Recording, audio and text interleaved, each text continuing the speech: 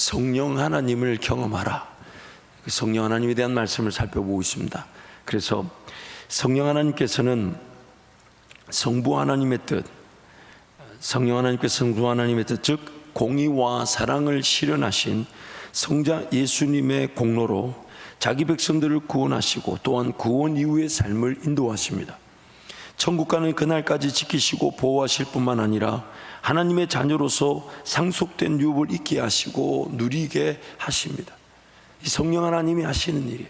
그래서 성령 하나님은 우리를 온전히 그리스도의 신부로 결혼하듯 그 연합되게 하십니다. 그 연합을 몸이다, 머리 대신 예수님과 우리는 다 몸을 이루는 지체들이다. 또 예수님은 포도나무고 우리는 가지다. 여러분, 그 포도나무를 자세히 보면요, 어느 게 몸인지 어느 게 가지인지 잘 모릅니다. 밑에서 올라가는 그 포도나무는 다 가지 같고 다 몸 같아요. 참 신비롭죠. 그러므로 포도나무 대신 예수님을 이루는 그 모든 구성 요소는 다름 아닌 저와 여러분, 우리 모두가 다 예수님의 몸을 이루는, 예수님 포도나무이신 그 포도나무를 이루는 지체들이라는 것이죠. 그래서 성령 하나님은 지금 그 예수 그리스도 우리를 연합시키십니다. 그래서 연합시켰을 때 정말 나는 죽고 예수가 사는, 이제는 내가 사는 것이 아니라 오직 내 안에 예수께서 사시는 것이라, 그렇게 고백하게 만드시는 거죠. 그래서 예수님과 함께 연합될 수 있도록 내가 죽을 수 있는 길로 인도하십니다. 내가 포기되고 내가 버려지고 내가 부인되고 나를 내려놓고 나는 아무것도 아닙니다, 나는 아무것도 할 수가 없습니다. 심지어 저는 이렇게도 고백해야 된다고 생각해요. 아무것도 해서는 안 됩니다. 나는 아무것도 아니고 아무것도 할 수 없고 아무것도 해서는 안 됩니다. 하려는 그 모든 것들이 욕심이고 정욕이고 하나님의 뜻과 관계없이 차라리 안 했더라면 좋았을 선택과 결정이 얼마나 많았습니까? 그래서 뭔가 들으려 하지 않았고 따르려 하지 않았고 인내하려 하지 않았고 순종하지 않으려고, 뭔가 하나님 나에게 허락하신 그 권위라는 구조 속에서 제자화, 내가 누군가를 따르고 누군가를 기다리고 누군가를 섬기고, 근데 그로부터 지시를 받고 사랑을 받고 섬김을 받고 그렇게 이끌림을 받았을 때 나도 누군가를 또 이끌어주고 세워주고 이끌어가는 모든 족속으로 제자를 삼으려 했던 그 예수님 말씀처럼 그렇게 우리는 서로 연결되고 결합되어져 몸을 이루며 함께 그리스도의 그 교회를 이루게 되는 것인데, 그래서 성령 하나님 자꾸만 우리로 하여금 죽을 수 있는 자리, 자기 부인의 자리, 철저하게 자기 십자가 지고 주님 바라볼 수 있도록, 주님 생각할 수 있도록, 주님께 나아갈 수 있도록 성령 하나님 지금 우리와 역사하고 계신 것이죠. 그래서 조엘 비키라는 분의 글을 하나 인용해 드리면, 성령은 우리 눈을 열어 그리스도의 아름다움과 우리의 더러움을 보게 하시며 그리하여 우리가 자기 의존과 자기 의를 버리고 그리스도를 붙잡게 하시며 그 안에서 안식하면서 우리의 소망과 구원을 바라보게 하신다. 다시 말해 참된 믿음은 믿음 자체, 은혜, 구원, 천국 그 단어 자체가 아니라 오직 구원의 주님께만 확신과 소망과 바람을 두게 만든다. 성령 하나님은 예수 그리스도의 아름다움을 보게 하면서 동시에 나의 더러움을 보게 하신다. 그래서 히브리서 말씀 보면 말씀의 역사는 뭐냐? 우리를 찔러 쪼개서 파헤쳐서 지으신 것이 하나님 앞에 낱낱이 다 드러나게 하신다. 그때 우리가 할 수 있는 고백은 예수만 바라보고 예수 의지하고 예수께로 나아갈 수밖에 없더라는 것이죠. 그때 그 온전하신 예수 그리스도, 영원히 제사장 직분, 대제사장 직분이 갈리지 않으시는 그분이 나를 또 용서하시고 나를 품어주시고 그리고 이제 예수와 함께 거하게 하신다는 거예요. 그래서 예수와 함께 거한다는 것을 빌립보서 3장에는 사도 바울이 이렇게 합니다. 그 안에 그 예수를 얻고 그 안에 거하고 또 그 안에서 발견되려 한다. 예수를 얻고 예수 안에 거하고 예수 안에서 발견되려 한다. 오직 예수만이 드러나게 하신다는 것이죠. 그래서 항상 우리가 기대해야 될 은혜는 정말 나를 위해 죽어주신 예수 그리스도의 그 사랑과 그 능력, 그리고 예수 그리스도의 그 존귀하심과 그 아름다우심. 이 아름다우심이라는 표현을 쓴 이유는요, 사랑의 관계. 그래서 그 아가서가 예수 그리스도를 미리 구약에서 보여준 것인데, 아가서의 그냥 핵심 중 핵심이 뭔지 아십니까? 저와 여러분을 불러일으키시는 거예요. 신랑 되신 예수님이 그 신부들을 불러일으키는 겁니다. 나의 사랑, 나의 어여쁜 자야, 일어나 함께 가자. 함께 가자. 그 아가서의 내용이 바로 예수 그리스도 우리의 사랑을 상징적으로 보여주는 것이죠. 그래서 예수 그리스도의 아름다움을 보게 한다는 것은 그 사랑을 흠모하고, 그 사랑을 사모하고, 그 사랑을 기대하고, 그 사랑을 즐거워하고, 그 사랑을 날마다 속삭이듯 들려주시는 그 은혜를 기대하는, 그게 바로 아름다움이라는 표현을 쓴 이유가 바로 그게 있는 겁니다. 그래서 오늘 예수 그리스도의 성령께서는 우리로 하여금 예수 그리스도의 아름다움을 보게 하면서 또한 우리 더러움을 보게 하셔서 정말 자발적으로 예수 아니면 나는 살 수 없다라고, 그런데 예수님이 나를 이렇게 세워주시면서 다시 신랑과 신부의 그 관계, 아름다움의 관계, 연합의 관계로 동행하게 하신다는 거죠. 그래서 이어서 내용을 좀 더 소개하면요, 구원은 믿음이 아니라 오직 그리스도에게서만 발견된다. 우리가 믿음을 가지고 있기 때문에 그 믿음으로 구원을 얻는 것이 아니다. 우리가 믿음으로 구원을 얻는 것은 오직 그리스도와 그분의 의를 믿기 때문이다. 청교도 목사인 윌리엄 거널은 이것을 멋지게 표현한다. 믿음에는 두 개의 손이 있다. 한 손으로는 인간 자신의 의를 뽑아 던져버린다. 그리고 다른 한 손으로는 그리스도의 의를 입는다. 그래서 고린도 말씀에 그래서 사도 바울이 그렇게 얘기하잖아요. 우리는 벗고자 함이 아니라 뭐하고자 함이라고요? 입고자 함이라. 근데 입으려니까 먼저 뭐부터 한다고요? 벗어야 한다는 거예요. 새 사람을 입으라 할 때 우리는 옛 사람을 벗어버리게 돼요. 예를 들어서 제가 오늘 이 옷을 입고 있는데 탁 내려갔더니 아내가 더 좋은 옷을 하나, 더 멋있는 옷을 줬다. 그럼 여기서 또 입나요? 아니면 이걸 벗나요? 주저하지 않고 벗어요. 주저하지 않고. 예전에 저희 할머님이 이제 그런 얘기를, 할머님 얘기인지 저희 어머님 얘기인지 제가 잘 모르겠는데 저희 어머님 얘기를 하는 게 나을 것 같아요. 저희 어머님은 항상 뭐가 좋은 게 있으면 우리가 입던 것도 좀 괜찮으면 좋은 건 좀 아껴두는 성향이 좀 있잖아요. 안 그런 분도 있네. 여기 많네요 보니까. 우리 어머니는 항상 이거 벗어버리고 싹, 아니 이것도 입을 만한데 그걸 굳이 뜯어가지고 그걸 먼저 입어요. 왜? 아끼면 뭐 이상한 거 된다 그러면서 아끼면 뭐 이상한데 그리고 이렇게 얘기해. 그거 남겨두면 아껴놓으면 내가 입을 만할 때면 그거 뭐 유행 다 지나가고 그거 뭐 가치 떨어진다 이거예요. 그러면서 싹 입고 싹 맨날 좋은 것만 있으면 좋은 거 먼저 입고.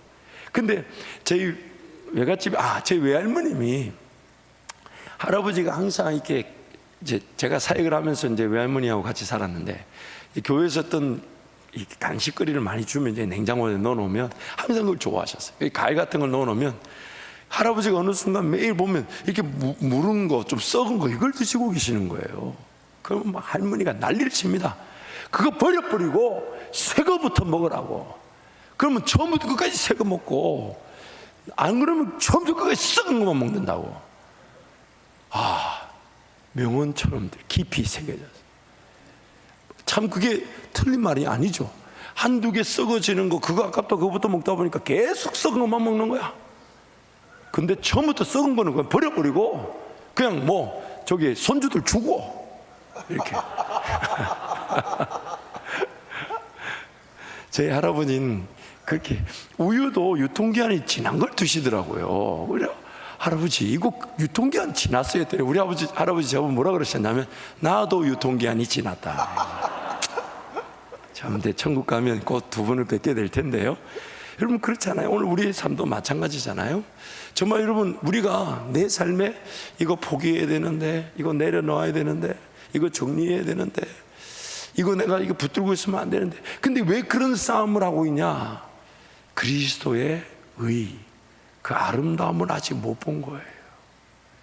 그걸 보게 되면 내가 붙들고 있는 것, 내가 즐기고 있는 것, 내가 사랑하고 있는 것 다 벗어버려요. 지금 나보다 더 좋은 옷을 입혀주려고 이렇게 옷을 벌리고 계신데 내가 이거 붙들고 있다는 얘기는 그 옷을 못 봤다는 얘기잖아요. 나에게 어떻게든 더 고귀하고 존귀하게 꾸며주기를 원하시는데 내가 그거 붙들고 있다는 얘기는 예수님이 나를 위해 준비해 놓으신 그걸 내가 못 보고 있다는 얘기죠. 그래서 성령 하나님은 기록된 말씀을 통해 우리의 더러움을 발견하게 하시면서 또한 예수 그리스도의 아름다움을 보게 하시는, 그 아름다움을 보게 될 때 우리는 자연스럽게 내가 가지고 있던, 내가 즐기고 있던, 내가 주인 삼았던 그 모든 것들을 버려버려요. 예수 그리스도 그의 그 아름다움을 덧입기 위해서. 그래서 오늘 성령 하나님은 우리에게 믿음이라는 것을 선물로 주실 때 그 믿음에는 두 개의 손이 있다 하잖아요.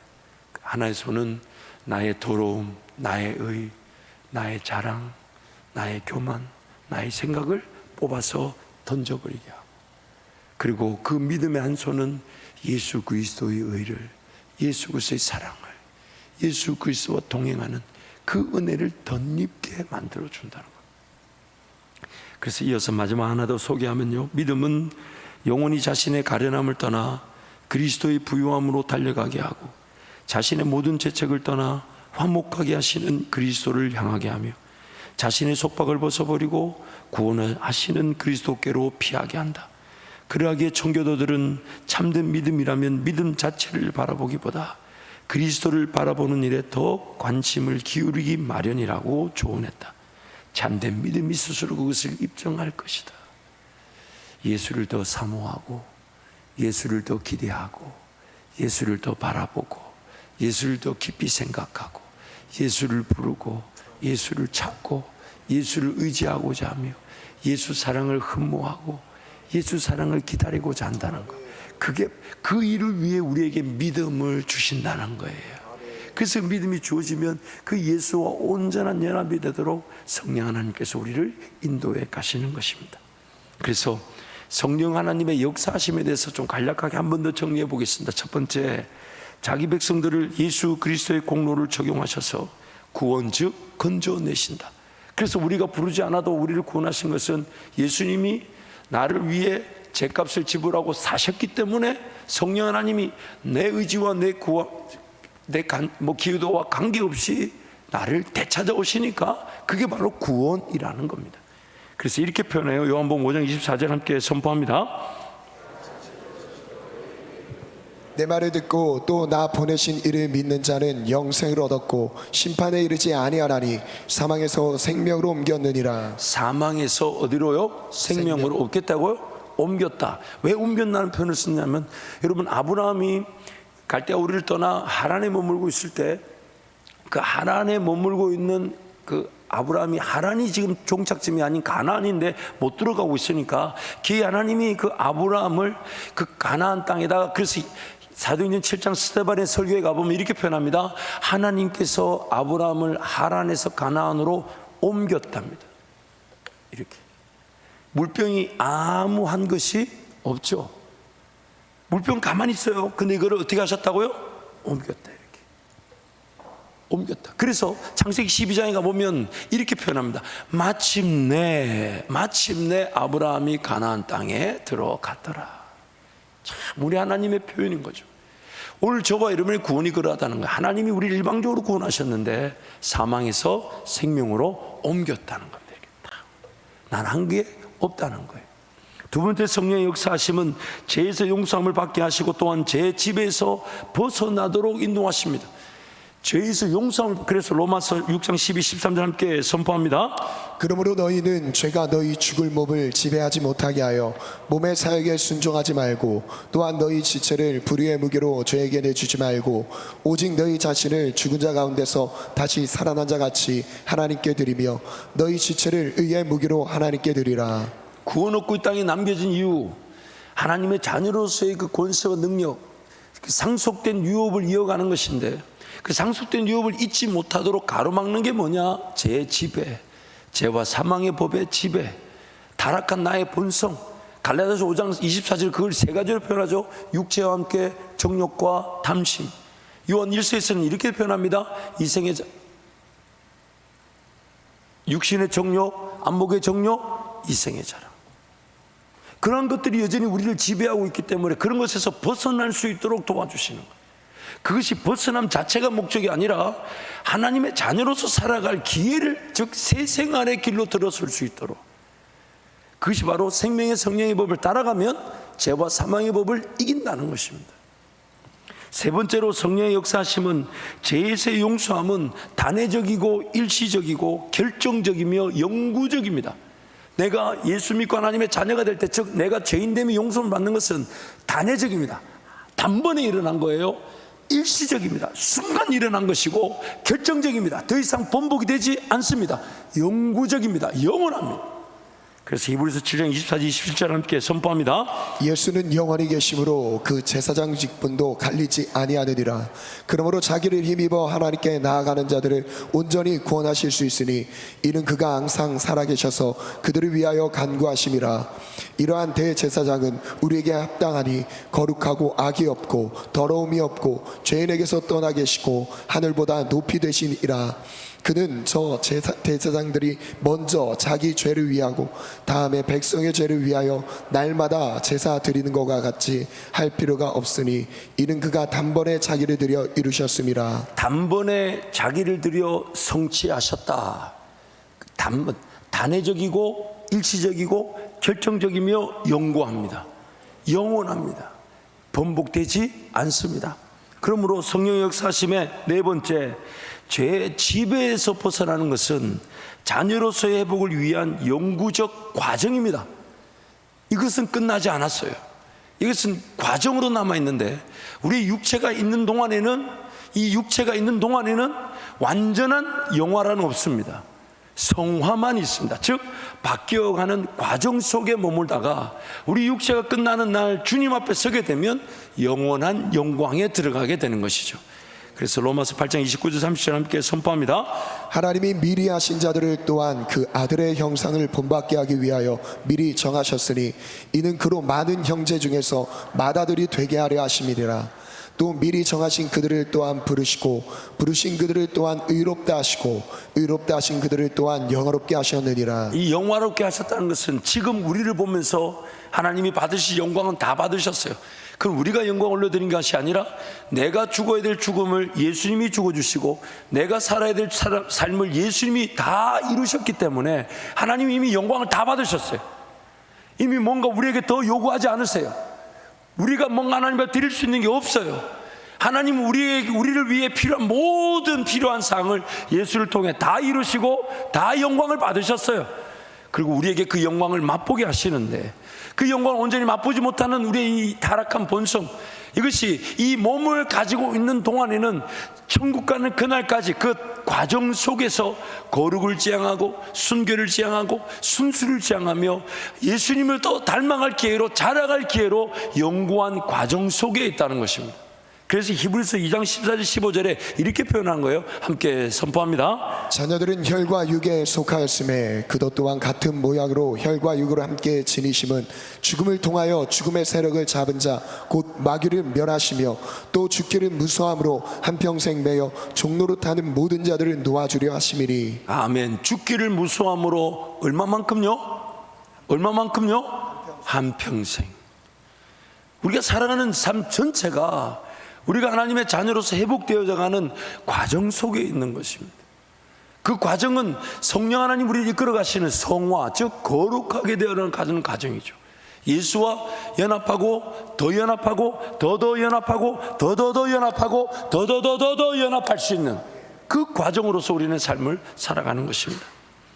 또한 다섯 번째, 성령의 역사하심은 제 지배에서 벗어나도록 예수 그리스도의 연합을 위해 예수 그리스도를 따르도록 인도하십니다. 그래서 예수 그리스도는 말씀으로 우리와 함께하고 계신 거예요. 우리를 이끌어가기 위해. 로마서 6장 4절 7절 함께 선포합니다. 그러므로 우리가 그의 죽으심과 합하여 세례를 받음으로 그와 함께 장사되었나니 이는 아버지의 영광으로 말미암아 그리스도를 죽은 자 가운데서 살리심과 같이 우리로 또한 새 생명 가운데서 행하게 하려 함이라.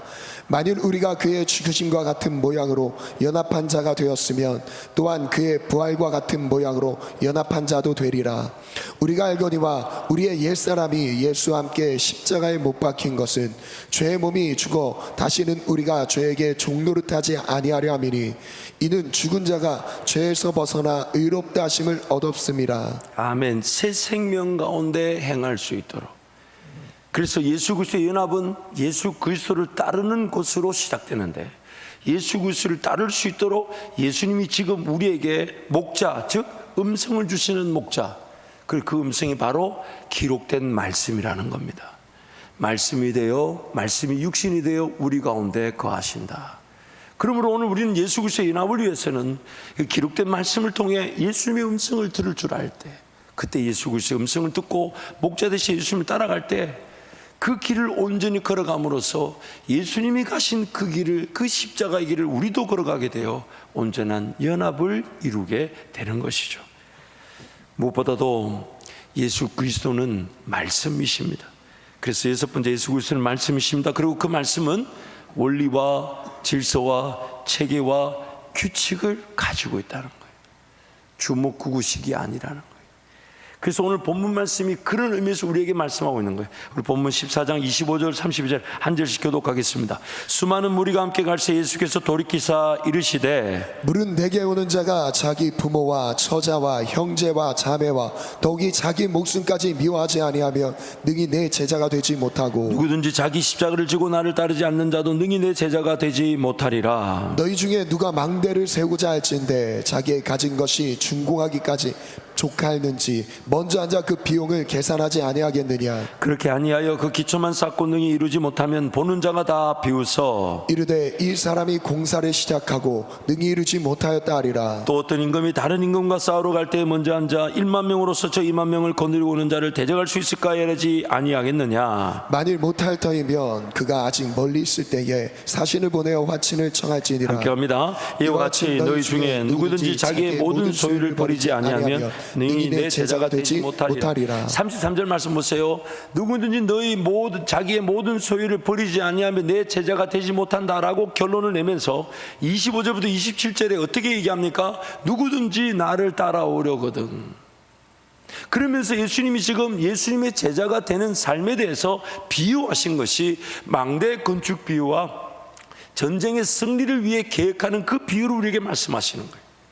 그래서 주제는 예수님을 따르기 위해서는 자기 목숨까지도 미워하고 자기 십자가를 지고 자기의 모든 소유를 버려야 한다. 이게 지금 이 본문의 주제입니다. 25절, 27절과 33절 안에 비유가 들었단 말이에요.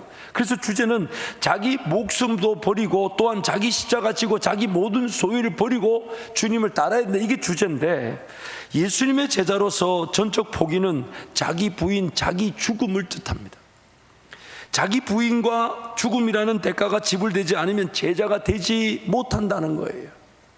그래서 예수님께서 제자로서의 삶을 망대공사와 정쟁 승리를 위한 계획으로 비유하고 계십니다. 망대 건축, 즉 어떤 땅에서 어떻게 건축물을 지을지를 파악하고 계획하는 것입니다. 예수님께서 우리를 제자로 부르셨을 때 따를 수 있도록 구원하셨고, 또한 따르기 위해서 제자로서 살아갈 삶의 원리와 질서와 체계와 규칙을 말씀해 주십니다. 그래서 28절 끝에 계산하지 아니하겠느냐. 그러므로 오늘 우리 삶의 이 말씀은 예수님이 이루실 일을 다 이루셨고, 그 이루신 일을 오늘 우리의 삶의 각 성도의 개별적 상황에 적용하시는데, 적용하실 때 예수님의 계획이 어떠하냐? 지불해야 될 그 대가, 즉 나로 하여금 기쁘고 즐겁게 희생할 일, 수고할 일, 헌신할 일, 충성할 수 있는 길로 인도하신다는 거예요. 그리고 그것은 어떤 내가 하고 싶고 할 수 있을 그런 그 상황에 국한되는 것이 아니라 항상 예수 따르고자 합니다. 항상 예수 의지하고자 합니다. 그래서 항상이란 말 자체는 삶 자체가 질서와 체계가 예수 중심으로 갖추어지는 거예요. 그런데 그것이 나중에 순종하여 걸어갔더니 마치 어떤 반석 위에 든든한 집이, 건축물이 세워지듯 그렇게 내 삶이 규모와 질서를 가지게 된다는 겁니다. 잠시 잠깐 섬기는 수준이 아니라는 거예요. 우선적으로 하나님 앞에 삶을 드릴 줄 알며 구별된 삶 자체가 목적이 되고, 또한 그가 하는 모든 말이나 행동이나 표현이나 심지어 문화나 습관이나 오락이나 유행이 성령 하나님과 동행하는 모든 순간으로서 지켜지게 된다는 것입니다. 그래서 지금 망대 공사 비유를 우리에게 말씀하시는 거예요. 우리 구원을, 또한 우리 구원 이후에 우리의 삶에 모든 것을 예수님 다 이루셨어요. 다 이루셨어요. 우리가 이루어야만이 구원을 받거나 우리가 이루어야만이 은혜를 누리는 게 아니라 예수님이 다 이루셨어요. 예수님이 다 이루셨어요. 예수님이 다 하나님을 만족시키셨어요. 그리고 예수님이 다 이루어 놓으셨기 때문에 우리가 맛보게 되는 그 영광이 어떻게 맛보아지게 되냐, 그리고 그 맛보아질 수 있도록 하나님은 지금 계획을 세워 놓으셨어요. 그게 바로 우리 미래인 겁니다. 그리고 그 계획은 보이지 않기 때문에 믿음의 세계라 그러고 믿음의 길이라고 말하는 거예요. 그러나 그 계획은 무궁무진하기 때문에 한계가 없으니까 믿음이라고 하는 것입니다. 그래서 하나님은 지금 우리에게 그런 계획을 세워두고 그 일을 이루시려고, 근데 그 일은 우리가 그 계획을 이루지 못했다 해서 구원이 실패하거나 좌절되는 게 아니라 내가 맛보아야 될 예수 때문에 누려질 권세의 영광, 자녀의 문 또한 상속자, 그리스도와 함께한 상속자. 그러므로 그리스도와 연합의 기회로서 삶이 이제 뭔가 망대가 건축되어지듯 그런 건축 계획을 통해 우리의 삶이 한 걸음씩 걸어가기를 원한다는 거예요. 도면을 그려야 될 때가 있고요. 그리고 그 도면을 그릴 때 무엇이 어떻게, 왜냐하면 우리 삶은 한계가 있잖아요. 우리 삶은 시간의 제약을 받지 않습니까? 그러나 그것이 최대치의 그림으로 그려질 수 있도록 성령 하나님 이미 그 그림을 다 갖고 계시고 그 일에 이제 우리를 초청하신 거예요. 나와 함께 가자. 나와 함께 가자. 그 길을 걸어갈 때 마땅히 지불되어야 되고 치료해야 될 대가가 있는데, 그 지불되어야 될, 마치 건축 비용을 내야 되는데 그 건축 비용과 같은 그 대가는 내가 그 비용을 지불하여 하나님께 영광이 된다기보다는 하나님이 나에게 주신 시간과 물질을 관리하여 하나님의 것으로 드리는 것인데, 하나님은 그것을 비용을 지불했다, 대가를 치루었다, 심지어 너 심었다라고 여겨주시면서 그것이 열매가 맺혀지게 하신다는 거예요. 그래서 지금 이 망대 건축 계획을 예수님이 얘기하시는 거예요. 예수님이 하실 일이 우리 때문에 된다 안 된다, 성취된다 안 된다, 이 결정사항을 얘기하시는 것이 아니라 예수님이 이미 다 이루어 놓으신 일을 성령 하나님 우리 가운데 적용하시는데, 성령 하나님이 적용하실 때에 우리의 인생살이를 마치 건축하시듯 우리 길을 그렇게 인도해 가신다는 겁니다. 주먹구굿이 될 수가 없고 순간 감정이나 느낌에 자지우지 될 일이 아니란 얘기예요.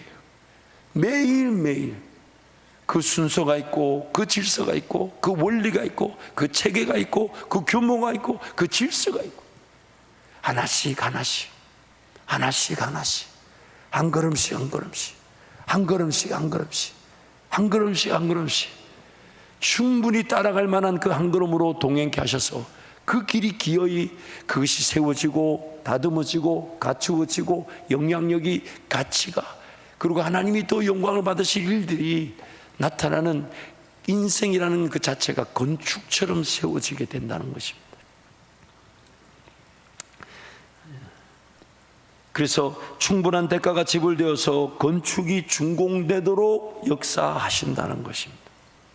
만약 망대가 준공되지 않으면 지켜야 할 땅이나 자산이 지켜지지 않습니다. 망대가 뭡니까? 그 포도원의 수확을 도둑놈들이 가져가지 못하도록 지키는 워치타워잖아요. 내 인생의 땅, 내가 파수꾼의 역할을 하는 거죠. 예수님의 계획은 이미 다 이루신 일이 따르는 이들에게 적용되도록 각 제자들의 형편에 따라 세우셨고 인도하시는 것입니다. 또한 전쟁 승리를 위한 계획은 예수님께서 이미 다 승리하신 전쟁에서 우리가 승전국의 백성처럼 맛보기를 원하시는 것입니다.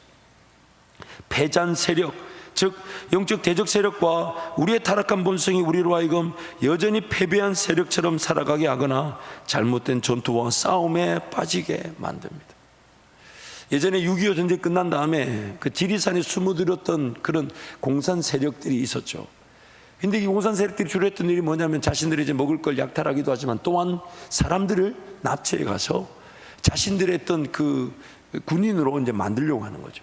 근데 거기 끌려가셨던 분들이 이렇게 얘기해요. 처음에 완강하게 거절했다가는 당장 총살을 당하니까 그 사람들 돕는 척 하면서 한번 이렇게 전쟁을 내려오면 그때 이제 도망가려고 기다렸다가 이렇게 빠져나오신 분들, 그런 간증을 제가 들은 적이 있습니다.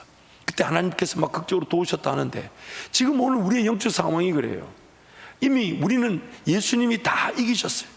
그래서 승리의 기가 앞장가면 우리는 뒤따라가면 승전국의 백성으로 그 승리를 누리게 되는 건데, 패잔병처럼 패잔 세력처럼 내 마음에 그런 내 육체의 본능이나 혹은 욕심이나 정욕이 또 마귀의 미혹이나 유혹이 승리 그 길을 따라가지 못하게 하는 거예요. 이게 전투처럼 느껴지는 거예요. 싸움처럼 느껴지는 거예요. 지금 예수님만 따라가게 되면 모든 열린 문, 열린 길, 그 누구도 가로막을 수가 없는데, 내가 예수님을 안 따라가니 자꾸만 패한 것처럼 쓰러지고 넘어지고 엎드려지고 일이 안 되고 힘들고 지치고 그런 엄청난 안타까운 상황에 처하게 된다는 것입니다.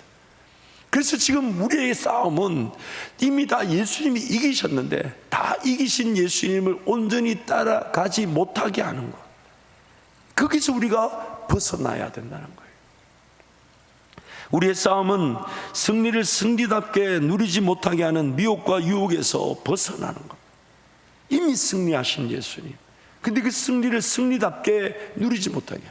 그래서 제가 늘 썼던 비유가 있죠. 필리핀에서 이 전쟁이 끝났는데 그 일본군 군사가 무려 50년, 60년을 필리핀의 밀림에 숨어가지고 총을 가다듬고 그래가지고 내려와서 그 필리핀 원주민들을 괴롭히고 약탈하고, 그래서 그것을 발견하고 이제 필리핀에서 이제 일본군에다 요청해서 일본에서 그 지금 밀림 속에 들어가 있는 그 군인의 상관을 데리고 와가지고 공식적으로 종전을 선언하고 데리고 갔다. 그런 기사들을 최소한 3-4개는 있습니다. 어처구니 없는 일이죠. 전쟁은 끝났는데 전쟁 끝난 줄 모르고 자기 혼자 밀림에 숨어가지고 매일 총 닦고 그리고 먹으려고 그 사람들한테 가서 약탈하고. 근데 오늘 우리의 영적 상황이 그럴 수 있다는 거예요. 예수님은 다 이기셨는데 나는 마치 내가 싸워 이기게 되는 것처럼, 나에게 모든 것이 결정된 것처럼, 그래서 벌벌 떨고 무서워하고 염려하고 근심하고, 하나님의 손을 벗어날 일이 없고 하나님의 예측 바깥에 거할 일이 없는데 하나님이 다 알고 계신데 나를 지키시는데 그걸 믿지 못해가지고 벌벌 떨고 이거 안 되면 죽는다, 저거 안 되면 죽는다, 이거 안 되면 끝이다, 저거 안 되면 끝이다. 하나님은 어디 계십니까? 오늘 우리의 싸움은 이미 다 이겨놓은 예수 그리스도를 제대로 따르지 못하게 하는 우리의 정욕과 탐심 혹은 육체의 욕구, 그리고 그것을 이용하고 그것을 미혹하고 그것을 유혹하는 마귀를 내가 거절하는 것인데, 즉 죽는 것인데 죽지 못하니까 싸움이 일어나는 겁니다. 죽지 못하니까 내 계획이 죽지 못하고 내 예상이 죽지 못하고 내 방법이 죽지 못하고 내가 원하는 어떤 이루고자 하는 일이 포기되지 못하니까 몸부림치는 거죠. 예수께서 이미 승리하셨기에 온전히 따르기만 하면 되는데 따르지 못하게 하는 요소들을 제거하는 것입니다. 무거운 것들과 얼매기 쉬운 죄 등이죠. 그래서 헤아리지 아니하겠느냐. 싸움을 앞에 두고 헤아리지. 참 이 표현도 너무 기가 막혀요. 우리 하나님은 항상 구약에 보면 모든 전쟁 하나님께 달렸다 하시면서 그 전쟁 장면을 보여줄 때마다 공통적인 특징이 있어요. 그게 뭐냐면 항상 하나님의 사람들의 편에서는 사람도 없고 무기도 없어요. 근데 적군은 막 수십만 명이 몰려. 항상 오히려 어떨 때는 하나님께서 수를 줄이시죠. 기드온의 300용사, 엘리사가 이렇게 집에 있는데 게하시가 사안이 일하다 밖에 나왔더니 난리가 났습니다. 아람의 군대가 완전히 그냥, 왜냐면 아람이 어디로 쳐들어가려면 엘리사가 어디로 쳐들어온다 가르쳐 줘가지고 이스라엘 백성 그 왕이 다 길목을 차단하고 있으니까, 그래서 엘리사부터 죽이러 가자고 아람의 군대가 엘리사 집안을 포위하고 있어요. 게하시가 난리가 났죠. 그 엘리사가 게하시를 해준 일이 뭡니까? 하나님, 저들보다 보이지 않지만 우리와 함께한 자들이 더 많다는 것을 게하시의 눈을 열어 보게 하여 주옵소서. 그것이 항상 우리의 관건인 겁니다. 보이지 않지만 하나님은 우리 주변에 그 대적 세력보다 훨씬 더 강력하고 놀라운 권세와 능력으로 우리와 함께하고 계시는, 그것을 의지하고 그것을 신뢰할 때 우리 문제가 얼마나 심각한지, 어려움이 얼마나 큰지 그게 중요하지 않다는 거예요. 하나님이 나와 함께하고 계십니다. 그래서 예수님이 이 땅에 오셨을 때 유일한 답이 되시는데, 그 유일한 답의 이름이 임마누엘, 하나님이 우리와 영원히 함께 하십니다. 그게 답이 된다는 거예요. 그래서 마태복음 7장 24절 27절 말씀 함께 선포합니다. 그러므로 누구든지 나의 이 말을 듣고 행하는 자는 그 집을 반석 위에 지은 지혜로운 사람 같으리니 비가 내리고 창수가 나고 바람이 불어 그 집에 부딪히되 무너지지 아니하나니 이는 주추를 반석 위에 놓은 까닭이요 나의 이 말을 듣고 행하지 아니하는 자는 그 집을 모래 위에 지은 어리석은 사람 같으리니 비가 내리고 창수가 나고 바람이 불어 그 집에 부딪힘에 무너져 그 무너짐이 심하니라. 아멘. 반석이 먼저 중요하죠. 그래서 반석은 누구십니까? 예수 그리스도. 그러나 분명히 더 중요한 사실이 있습니다. 반석도 중요하며 또한 중요한 것은 예수님의 말을 듣고 지혜롭게 집을 짓는 것. 듣고 행하지 않는 것 자체가 어리석다고 성경이 말하면서 오늘 우리에게 요구되는 게 뭐냐? 듣고 지혜롭게 짓는 것. 그래서 고린도전서 3장 9절 10절에 사도 바울이 이렇게 얘기하는 거예요. 함께 선포합니다. 우리는 하나님의 동역자들이요 너희는 하나님의 밭이요 하나님의 집이니라. 내게 주신 하나님의 은혜를 따라 내가 지혜로운 건축자와 같이 터를 닦아두매 다른 이가 그 위에 세우나 그러나 각각 어떻게 그 위에 세울까를 조심할지니라. 이 닦아둔 것 외에 능히 다른 터를 닦아둘 자가 없으니 이 터는 곧 예수 그리스도라. 오늘 우리는 하나님의 동역자들이고 또한 하나님의 밭이고 또 뭐라고요? 하나님의 집이라는. 그러므로 반석 위에서, 그 반석이라는 터 위에서 어떻게 지어질 건가? 무엇이 지어질 건가? 무엇이 세워질 건가? 여러분의 인생이 그런 건축물과 같다는 거예요. 그러면서 그 읽지 않았지만 이 3장 11절 이후에 16절에 유명한 말씀이 나오잖아요. 너희가 하나님의 성령이 거하시는 성전인 줄 알지 못하느냐. 그러므로 하나님은 지금 우리 인생이라는 것을 마치 망대 비유처럼 건축물로 보고 계시고, 그 건축물이라는 것은 분명한 원리가 있고 질서가 있고 체계가 있고 규모가 있다는 거예요. 그래서 내가 먼저 따라야 될 게 있고요, 먼저 순종해야 될 게 있고요, 먼저 해야 될 게 있고요, 먼저 지켜야 될 게 있고요, 먼저 행해야 될 것이 있는 것입니다. 그래서 항상 삶의 모든 시작을 하나님께 맡겨놓고 질문하는 겁니다. 하나님, 지금 내 인생에 비록 지난날의 삶이 잘못 걸어온 것처럼 보여도, 그래서 어그러지고 쓰러지고 피폐해지고 낡았다 할지라도, 그러나 우리 주님은 보수자가 되시니까 성령 하나님께서 우리 삶을 새롭게 지어가실 수 있으니까, 그럼 하나님, 오늘부터는 제가 무엇부터 해야 될까요? 어떻게 해야 될까요? 무엇이 급합니까? 무엇이 있어야 됩니까? 그냥 사라진다고 살 게 아니라, 하나님, 나 뭐부터 순종해야 돼요? 하나님, 나 뭐부터 따라야 돼요? 나 뭐부터 행동해야 돼요? 하나님, 나에게 뭐부터 있어야 됩니까? 나의 전 인격적인 구조 안에서의 그런 말이나 표현이나 행동일 수도 있고, 혹은 내가 행해야 될 일, 내가 순종해야 될 일, 내가 먼저 지켜야 될 일들일 수도 있겠죠. 성령 하나님께 묻는 것입니다. 왜요? 그 예수 그리스도를 통해 얻은 구원 삶이 그 위에 무엇이 세워질까를 항상 유의하고 조심해야 되기 때문에 헤아려 볼 줄 알아야 되고요, 계산할 줄 알아야 되고. 그래서 사도행전에서 이렇게 얘기하잖아요. 그것이 그러한가 안 그러한가 상고하여 보고 따져보고 하나님께 물어보고 하나님 어떻게 할까요? 어떻게 할까요? 그래서 이것을 일곱 번째, 예수 그리스도의 말씀은 생명의 성령의 법으로서 우리를 죄와 사망의 법에서 해방시킨다라고 말하는 거예요. 성령 하나님 우리 가운데 역사하실 때 그냥 주먹구구식이 아니라 법이 되기를 원하신다. 법은 나보다 먼저입니다.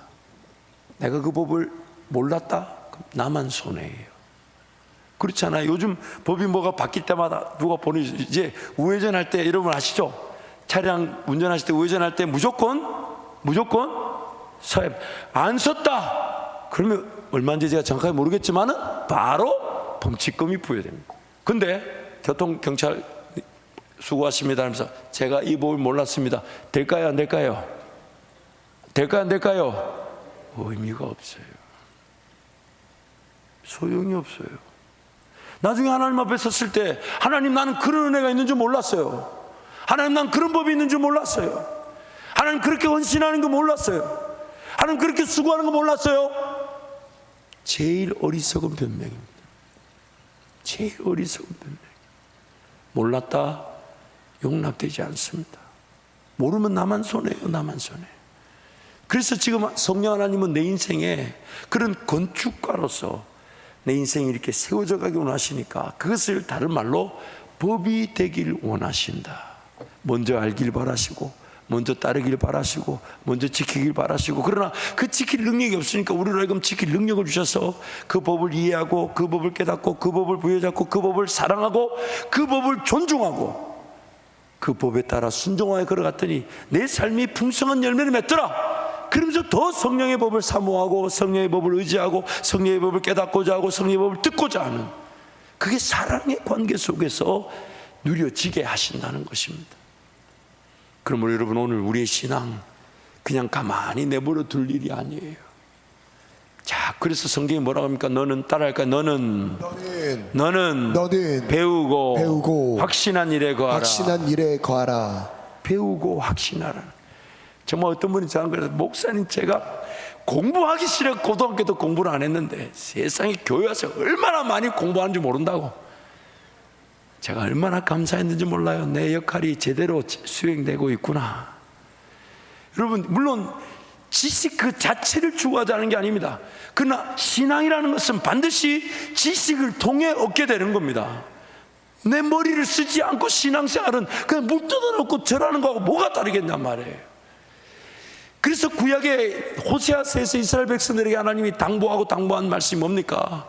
여호와를 알자. 힘써 여호와를 알자. 여러분, 사랑의 관계도 마찬가지 아니에요? 뭔가 그 사람을 더 깊이 사랑하는 것은 더 알아가는 겁니다. 뭘 좋아하는지, 뭘 지향하는지, 뭐가 아쉬운지, 뭐가 부족한지, 뭐를 더 좋아하는지. 뭐 예를 들면 이런 거죠. 물론 우리 청년들은 절대로 누굴 만날 때 그런 질문 안 했으면 좋겠어요. 무슨 색깔 좋아하니? 요즘 여성들 안 좋아한대. 이런 거 안 좋아한대. 그러나 여러분, 그런 질문 하는 이유가 뭐냐면 알아가는 거잖아. 알아가는 거. 아직도 그런 질문하는 사람 있는 모양이네. 성지 목사 절대로 하면 안 돼. 그래서 여러분, 왜요? 사랑의 관계, 깊은 관계는 더 서로를 알아갈 수 있는 거죠. 같이 성장하는 거지 않습니까? 같이. 그래서 하나님도 지금 하나님을 알 수 있도록, 그래서 우리에게 형상이 충만한 데까지 이르게 되는데, 그걸 다른 말로 베드로 말씀 뭐라고 합니까? 예수 그리스도를 아는 지식에서 자라가라. 그러므로 오늘 우리 신앙, 성령 하나님의 우리를 향한 인도하심, 그 방향은 무엇이냐? 말씀이신 예수님. 그래서 그 말씀을 들을 때마다 그것이 신앙생활 자체가 그냥 주먹구구식이 아닌 규모와 질서와 체계를 갖추지만, 그게 자칫 잘못하면 뭔가 내가 지켜서 복을 받는 율법주의적 행태가 아니라 내가 주님 사랑하니까 나는 그렇게 기도하지 않으면 안 되고, 내가 주님 사랑하니까 그렇게 섬기지 않으면 안 되며, 내가 주님 사랑하니까 난 시간이든 물질이든 그렇게 드리지 않으면 안 된다라는 그 고백으로 사랑의 관계 속에서, 그러나 그것이 체계와 질서를 가지게 되는 것, 그게 바로 우리 성령 하나님이 우리를 지금 이끌어 가고자 하시는 은혜의 방향인 것입니다. 그래서 여러분, 하나님께 기도하시면서 무엇보다도 여러분 삶에 그런 거룩한 문화들, 습관들, 무엇보다도 정말 내가 하나님께 드리지 않으면 안 될 만큼의 법처럼 소중한 주님과의 관계가 그렇게 세워지시기를 축복합니다. 그래서 제가 찬양을, 이런 찬양을 정해봤어요. 죄송합니다. 우리 젊은 우리 청년들도 좀 배우면 좋겠다 싶어서 정했는데, 우리 어른들은 잘 아실 거예요. 똑바로 보고 싶어요. 똑바로 걷고 싶어요. 저는 굉장히 찬양을 정하면서 너무 말씀과 딱 맞아떨어져서 깜짝 놀랐는데, 별로 놀라는 것도 없고, 이게 지방색이 문제인지 우리 교회 성도들이 이상한 건지, 그래서 같이 한번 찬양하십시다.